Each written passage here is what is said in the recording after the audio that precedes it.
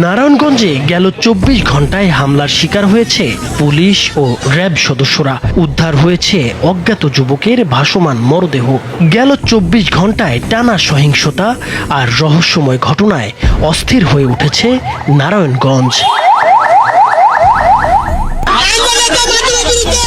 মঙ্গলবার ভোরে নারায়ণগঞ্জের রূপগঞ্জে অভিযান চালিয়ে শামীম মিয়া নামের এক যুবদল নেতাকে গ্রেপ্তার করে পুলিশ। হত্যা, মাদক ও অস্ত্র মামলা সহ একাধিক মামলার পলাতক আসামি ছিলেন শামীম। তার গ্রেপ্তারের খবর ছড়িয়ে পড়তেই পাল্টে যায় পরিস্থিতি। গ্রেপ্তার করে থানায় নেওয়ার সময় পুলিশ ভ্যানে হামলা চালায় শামীমের সমর্থকরা। ধারালো অস্ত্র নিয়ে ঘেরাও করে প্রথমেই পুলিশের গাড়ির চাকা কেটে দেয় সন্ত্রাসীরা। এরপর ছিনিয়ে নেয় পুলিশের ওয়াকিটকি ও মোবাইল। শেষে হাতকড়া পড়া অবস্থায় শামীমকে ছিনিয়ে নিয়ে পালিয়ে যায় হামলাকারীরা। আক্রান্ত পুলিশ সদস্যদের উদ্ধারে হাজির হয় থানা পুলিশের অতিরিক্ত সদস্য। ৭ রাউন্ড ফাঁকা গুলি ছুড়ে পরিস্থিতি নিয়ন্ত্রণে আনেন তারা।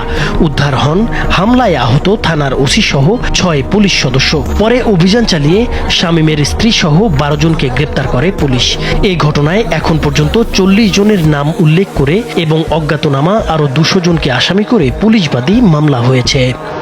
১২ থেকে ১৩ জন ব্যক্তিকে আমরা গ্রেপ্তার করেছি এবং এই ঘটনায় কুখ্যাত মাদক সম্রাট শামীমের ওয়াইফও আমাদের হাতে গ্রেপ্তার হয়েছে। এর পরপরই দুপুরে শহরের দেওভোগ লিচুবাগ এলাকায় ঘটে আরেক ভয়াবহ ঘটনা। র্যাব ১১ সাদা পোশাকের গোয়েন্দা দল মাদকের আস্তানা সম্পর্কে তথ্য সংগ্রহ করতে যায় এই এলাকায়। স্পটে পৌঁছানো মাত্রই মাদক ব্যবসায়ী সন্ত্রাসীরা রামদা হাতে অতর্কিত হামলা চালায় র্যাব সদস্যদের উপর। মাথায়, হাতে ও শরীরের বিভিন্ন স্থানে রামদায়ের কোপে আহত হন ৩ র্যাব সদস্য। গুরুতর আহত এসআই নজিবুলকে উন্নত চিকিৎসার জন্য নেওয়া হয় ঢাকা মেডিকেল কলেজ হাসপাতালে। হামলার জবাবে দ্রুত সাঁড়াশি অভিযানে নামে র্যাব। রাতেই দেওভোগের ২টি বাড়িতে তল্লাশি চালিয়ে উদ্ধার করা হয় ২৩৫ কেজি গাঁজা, ১১,০০০ পিস ইয়াবা। জব্দ করা হয় পিস্তলের কয়েক রাউন্ড গুলি, ছুরি, চাপাতি, রামদা ও চাইনিজ কুড়াল সহ বিপুল পরিমাণ দেশীয় অস্ত্র।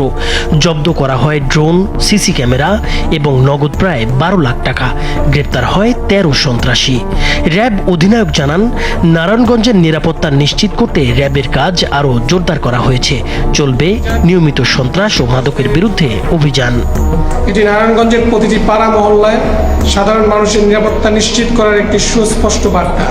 যারা কিশোর গ্যাং কালচার লালন করছেন অথবা মাদকের কারবারে যুব সমাজকে ধ্বংসের পথে ঠেলে দিচ্ছেন, তাদেরকে স্পষ্টভাবে জানাতে চাই, এখন এই অন্ধকার পথ পরিত্যাগ করুন। অন্যথা র্যাবের কঠোর আইনানুগ ব্যবস্থা এখন থেকে চলমান থাকবে এবং এখান থেকে কোনো রেহাই পাবে না অপরাধীরা।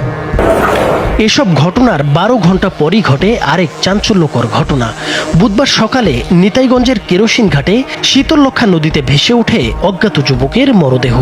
নৌ পুলিশ মরদেহ উদ্ধার করে ময়না তদন্তের জন্য হাসপাতালে পাঠায়। পরিচয় জানতে তদন্তে নেমেছে পিবিআই ও সিআইডির বিশেষ দল। নাইমুর হোসেন, মাছরাঙা টেলিভিশন।